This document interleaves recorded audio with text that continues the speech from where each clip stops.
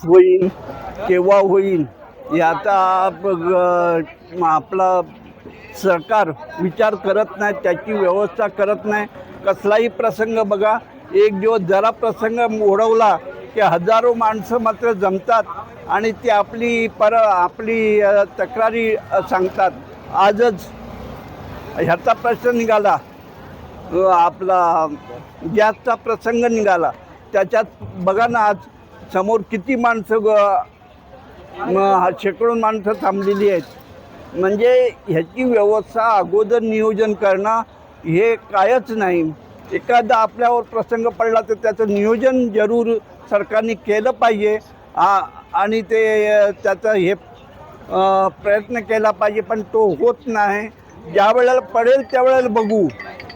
हा नियम जास्तीत जास्त लागू आहे आपल्या भारतात.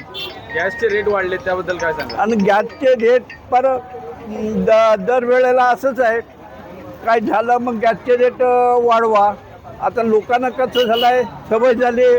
पूर्वीची लाकडं, कोळसा तो लोकांनी सोडून दिला नाही आहे आणि आयतं गॅस पाहिजे लोकांना.